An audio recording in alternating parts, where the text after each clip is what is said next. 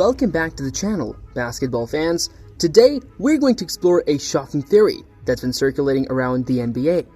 What if I told you that the Sacramento Kings are hiding something big? We all know they've been playing lights out in the first two games of the series against the Golden State Warriors. But what's behind their sudden rise to dominance? Is it just a matter of skill, or is there something more sinister at play here? In this video, we'll take a closer look at the evidence and uncover the truth about the Sacramento Kings' secret weapon. Get ready, because this one's going to blow your mind.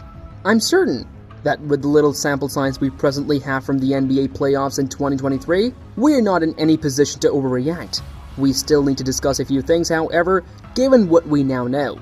The Kings-Warriors series, to start, may turn out to be the finest first-round matchup we have seen in a very long time. At least, from what we have seen in the teaser thus far. Second, the Kings have already established their ability on the national stage, which is something that many people honestly did not expect to see from them, even if I know they still have a lot of work ahead of them. They're trying things that we haven't seen from them yet this year, based on what we have seen from them in their little playoff run so far. It could result in some problems if they continue. Don't forget to subscribe and enable alerts if you share my passion for playoff basketball, so that you never miss a video as the playoffs draw to a close. Let's return to the Sacramento Kings to discuss them now. This club quickly made a name for itself as one of the finest and most effective offensive units in basketball history during the 2023 season. That's not a joke or an exaggeration either. This season, they achieved their highest offensive rating ever. Nobody though was going to think they would continue to be as successful in the playoffs until we got to witness it, despite their exerting their supremacy on this side of the ball all year.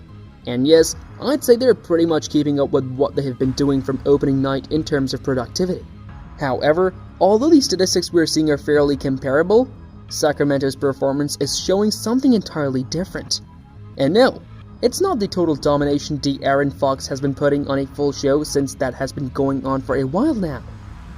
If you haven't noticed, it's not even the bench support that we have been seeing, which has so far also been driven by the absurd performance of Malik Monk. But, believe it or not, it has to do with Domantas Sabonis, who many people say has underperformed the most thus far in the playoffs. Let's try to make this short and simple so I can give everyone a quick summary of the unstoppable Kings offense we have witnessed all year. Let's begin by talking about De'Aaron Fox. He is undoubtedly the driving force behind this offensive. And if what we see him accomplish in his first playoff game wasn't enough to convince you of that, I don't know what would.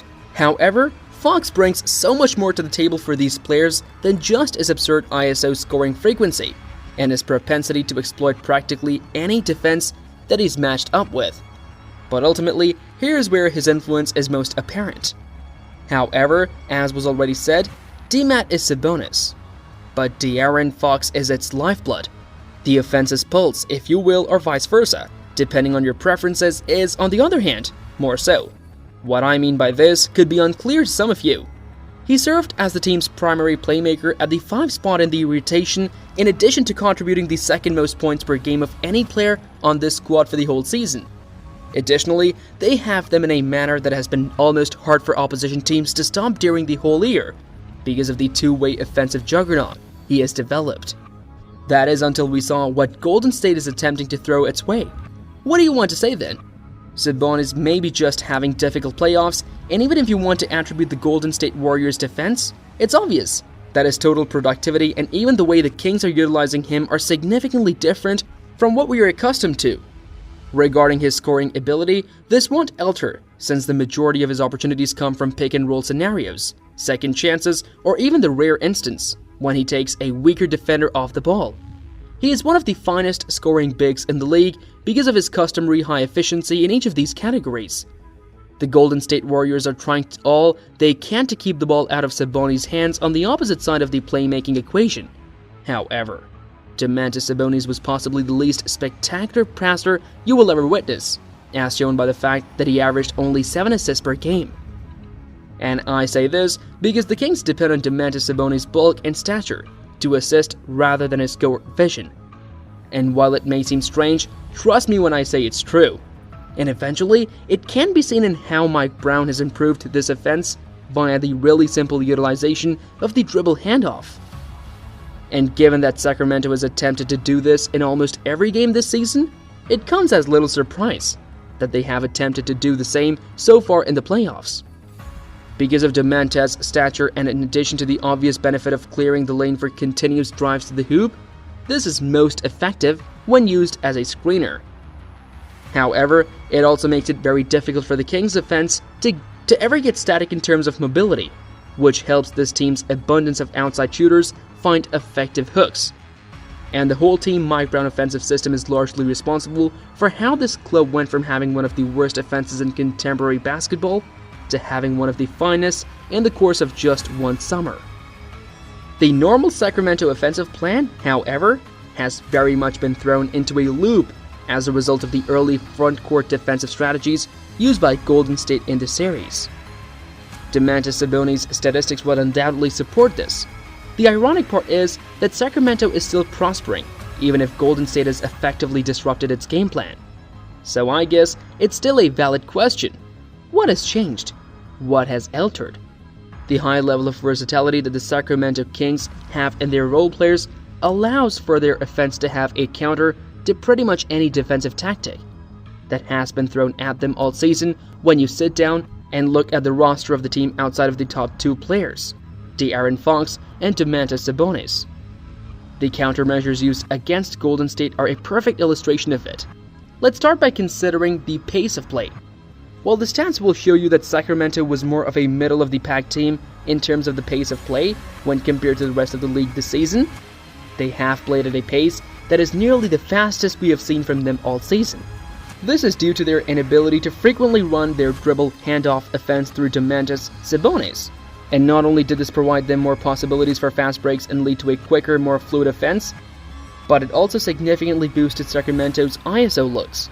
We've already seen this repeatedly after all. Domantas Sabonis has been acting much more as a pick and roll player or just a straight-up screener lately, which has allowed whoever is holding the ball to get much more wide-open looks from really anywhere on the court, while only having to worry about Sabonis' presence.